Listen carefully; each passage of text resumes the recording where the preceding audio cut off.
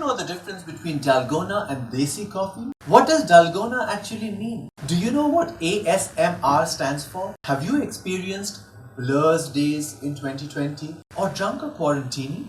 All this and more coming up, but first, do subscribe to The English Nut. Thank you.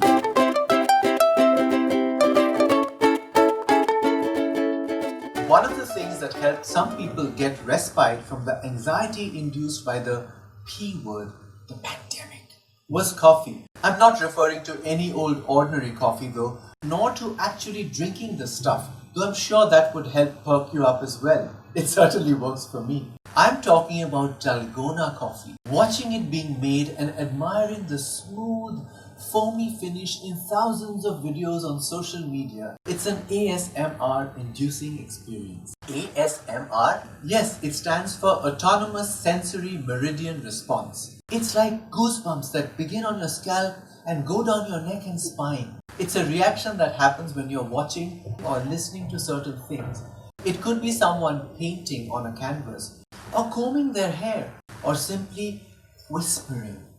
Jennifer Allen experienced the sensation when she watched videos of outer space. For years, she tried Googling descriptions of what she felt to discover a definition for it, but she failed.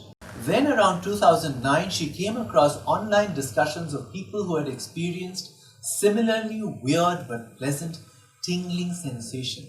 She joined in the discussion and worked on coming up with proper terminology for the phenomenon. Various participants came up with suggestions, but it was hers that stuck: Autonomous Sensory Meridian Response, or ASMR. This scientific sounding terminology was intended to give legitimacy to something a lot of people considered kinky. Today there are hundreds of thousands of ASMR videos on social media, and Dalgona coffee videos also induce ASMR in some people. Dalgona coffee is made by whipping instant coffee powder and sugar with hot water, often manually, using nothing but a spoon and muscle power. To get rich, creamy, velvety foam, you add this to hot or cold milk. It's quite similar to the special espresso coffee that I was allowed to have as a treat at my aunt's house when I was just about old enough to consume caffeine. But the current coffee trend started in South Korea. It's called Dalgona coffee because the stuff resembles and perhaps even tastes a bit like the Korean honeycomb toffee called Dalgona. The South Korean actor Jung Il-woo is credited with coining the term for the coffee on a TV show. The difference between Dalgona and the Indian beaten coffee is that we pour the milk on top of the frothy mixture of coffee and sugar, whereas in the case of Dalgona, the foamy cloud goes on top of the milk.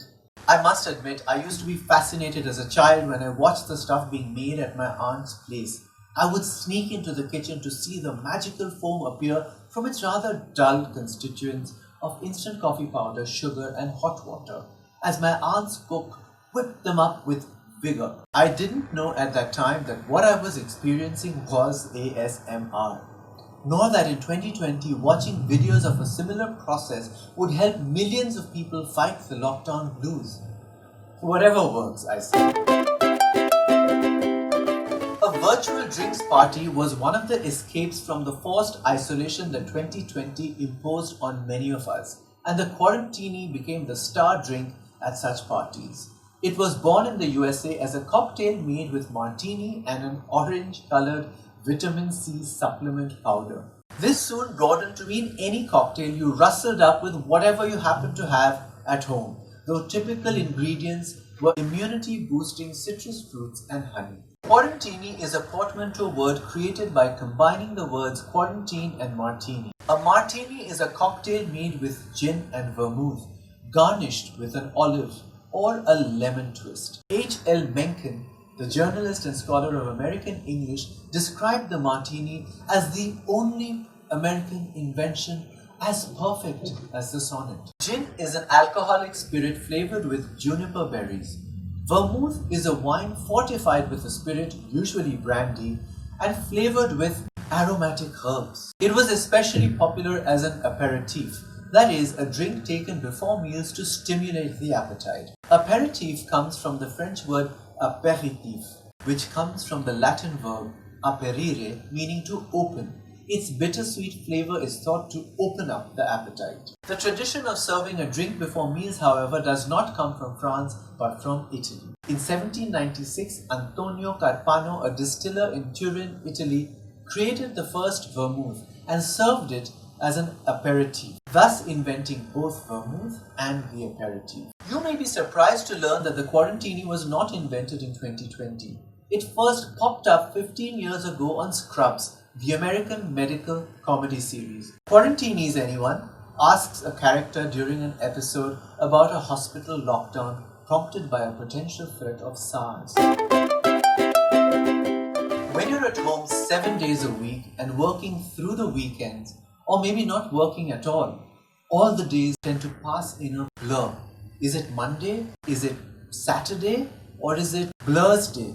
Some people compared the repetitive days of 2020 to Groundhog Day, the 1993 fantasy comedy film. In that movie, the protagonist is caught in a time loop, with every day turning out identical to the previous one. This film had such a strong cultural impact that its name entered the English lexicon as a phrase to describe a monotonous, unpleasant and repetitive situation like the Blur's days of the lockdown. Before 2020, Blur's Day was a slang word used to mean a day spent drunk or hungover, because that too passes in a blur. But thanks to lockdown, remote learning and working from home, your days can pass in a blur without the aid of alcohol. Though if you drink too many Quarantinis, you could compound your Blur's Day to a fuzziness of a different level. Not recommended. However, if you do overindulge, the antidote could perhaps be a mesmerizing cup of Dalgona coffee.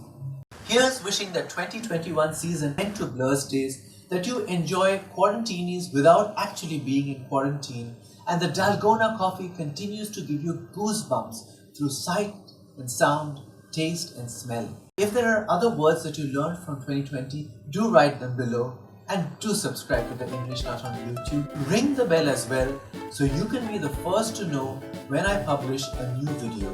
I'm The English Nut. Bye for now.